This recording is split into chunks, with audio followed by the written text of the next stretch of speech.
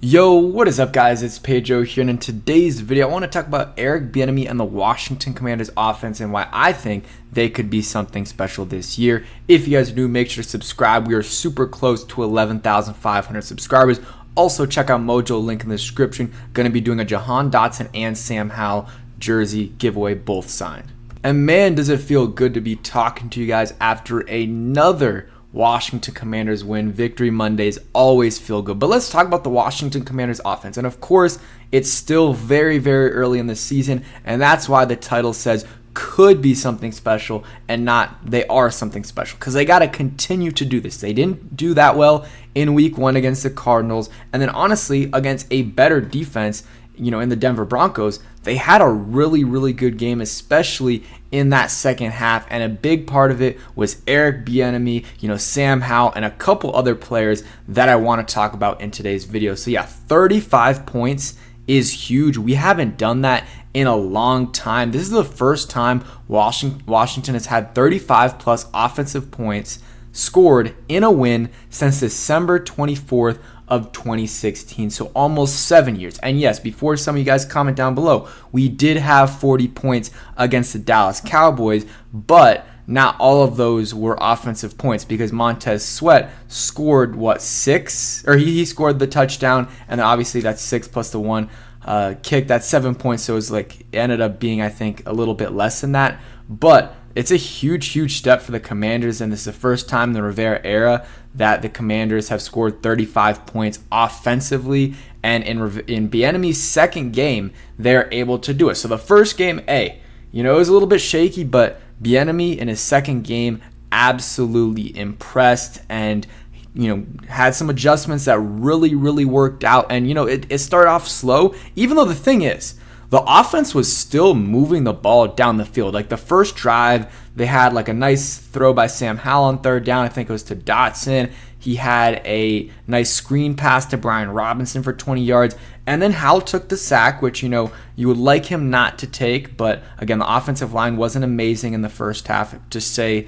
the very least. They were much better in the second half, though. But that put him back, into deeper field goal range. But still, it was a 49-yard kick. They should have made it. Bad snap by Cameron Cheeseman. Throws off Joey Sly, and he misses it. They are bringing some guys to work out for long snapper. So Cameron Cheeseman, if he makes another mistake, I think he is out of here. But they could have easily scored more. I mean, that's one missed field goal there and another missed field goal at 59 yards, which you don't expect him to make. But if he makes that one and, the first one, that's 41 points that they would have put up offensively, which is absolutely huge. But it wasn't just, the amount of points. It's the way they did it.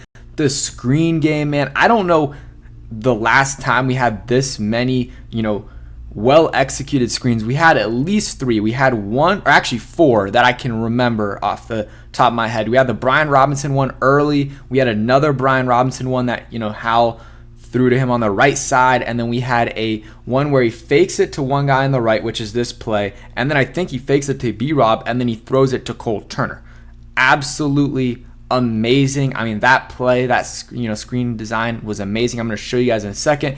And then they had the one to Gibson where they throw it to him, he cuts inside, and it really works out. The only one that didn't really work out, there was one screen play to Terry, which got I don't know how many yards, but it wasn't that many. So I really hope this doesn't get copyrighted, but I'm going to go ahead and show you guys. And I don't know, the quality isn't good, but that's how the Twitter videos or X videos, whatever it's called, work. And shout out to Jamal for posting these. But you see right here how they're doing this. So they fake it to the right, fake it to him, and then ended up going to Cole Turner. And Cole Turner got a decent, he got 10, 11 yards on that play, or maybe it was a little bit less, but it was really good. So you see that, fakes it to the right, then, dumps it off to Cole Turner, but they also have to worry about Brian Robinson as well. I really love that play design.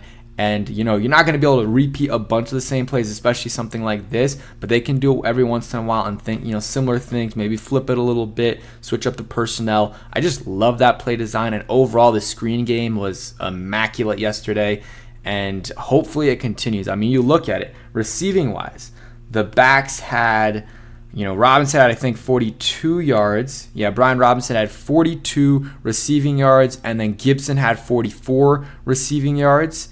And I think almost all those were in the screen game. I mean, the 36-yard one was. And then Cole Turner had one of his catches was in the screen game as well. So really good job by Bieniemy executing the screen game well. And also a good job by some of the offensive linemen moving out there in space, especially Sadiq Charles, who had a huge day. I want to pull up the tweet. I know he had a really good day on PFF. I think he had the second highest PFF grade, but I tweeted this out yesterday before the PFF grade came out, and I was like, I thought Sadiq had a really good day. Didn't hear his name a ton, especially in terms of like pass blocking, which is always good, and I saw him make a ton of good blocks in the run game and screen game. So shout out Sadiq Charles. I thought he struggled a little bit in the first game, at least on like one possession where he had a penalty and also gave up a sack, but in yesterday's game, thought he was absolutely amazing. And a huge shout out to Mojo for sponsoring this video. They recently created an app called Mojo Fantasy, and it's a crazy new app that turns sportsbook odds and selections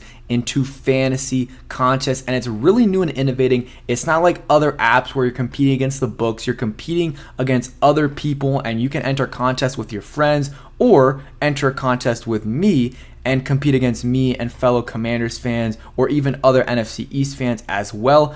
Not a lot of other sports books offer this at all. And if you use my code, Pedro, capital P and then lowercase EDRO, you get 100% first time deposit match of up to $100. And I will be choosing one of you guys for each of the giveaway items, which will be a Jahan Dotson signed jersey, a Sam Howell signed jersey, and some tickets to whatever Commanders game you want to go to. All you got to do is go ahead and download the app, link in the description, and then put in $10 to whatever contest you get, and you're going to get double your money back from using my code. Send me a screenshot of you doing that, whether it's on Twitter, my email down below, and yeah, just send that to me and you'll be entered into the contest. One of you guys will win, and there's 3 different prizes, so you have a solid shot of doing that. And yeah, there's a couple people that have entered so far, but go ahead and do it. Okay, so we're back, and again, just make sure you guys enter that giveaway. Check out Mojo for a chance to win those jerseys. But let's get back into it. So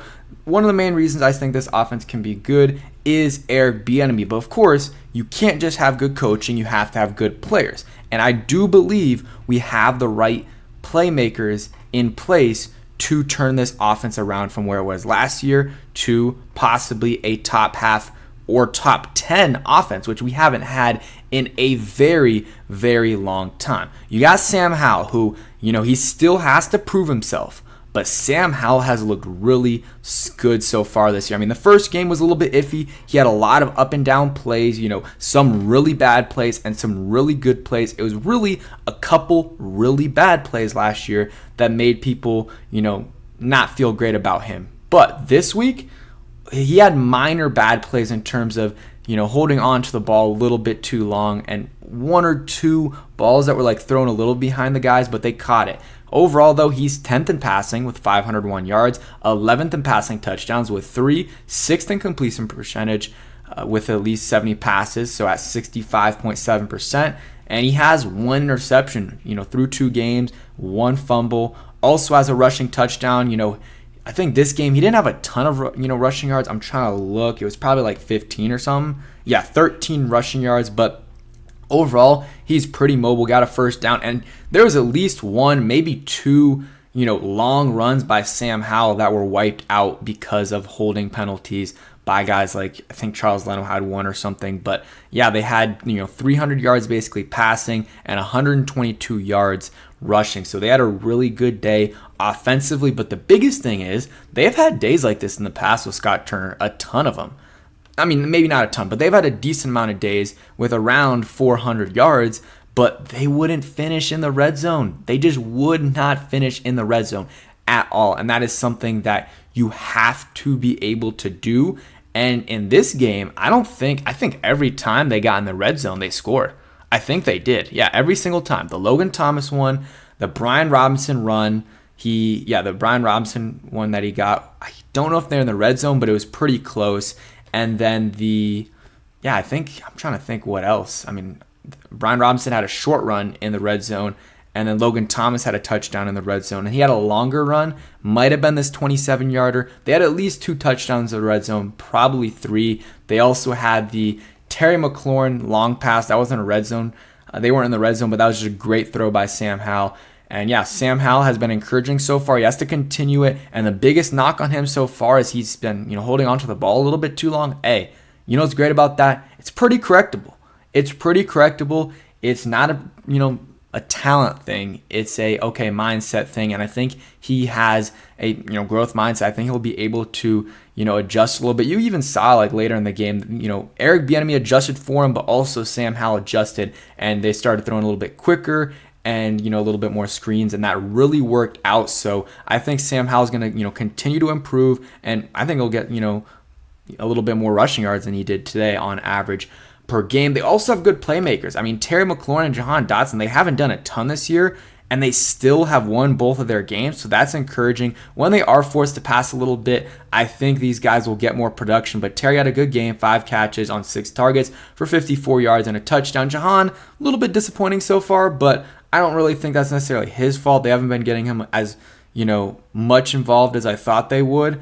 And, they've been giving it to other guys like, John Bates and the tight ends more than I thought they would. But, hey, they're distributing the ball. I mean, look how many guys, different guys caught a football. That's good. That's good that all these guys are getting involved. And they have so many, different guys that you can give the ball to. I mean, hey, De'Ami Brown caught 2 back-to-back passes on Patrick Surtain, 3 catches, 25 yards on 3 targets. Shout out De'Ami. I mean, he didn't have a lot of those short catches last year at all. He had 2 big catches, and that was really it. So shout out to him. You got Logan Thomas, who is a solid, he had those drops in the first game, but hey, I don't know how he held on to that one where Kareem Jackson just, clotheslined him, but shout out to Logan. Hope he's all good. I mean, I know he's going to be in concussion protocol, probably miss a week, but you got guys like Cole Turner and, John Bates, but especially Cole Turner that can step in and really do some things. And you got Antonio Gibson. I really hope Bieniemy starts to use him a little bit more as a receiver or as a receiving back. They did with that screen, but I want to see more. I want to see more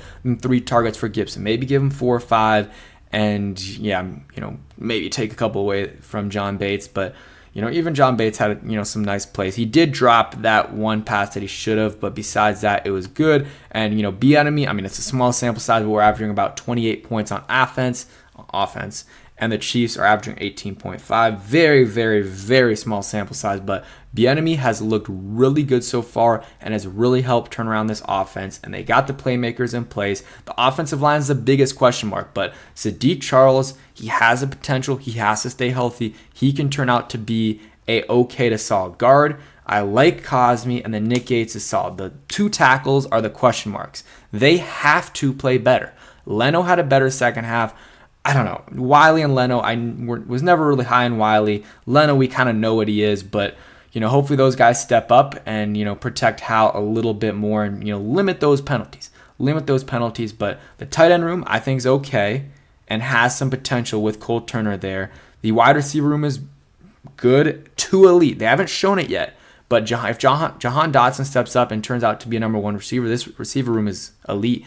And then you got a solid running back room with Brian Robinson and Antonio Gibson, and then Chris Rodriguez as a rookie, had a couple nice carries in the first game. So am I saying this offense is going to be top 5? No. I would be very surprised if it is top 5. But I think it's reasonable to say that this offense can be top half of the league. And if it is top half of the league, that is much better than what we've had over the last few years, like 4 or 5 years.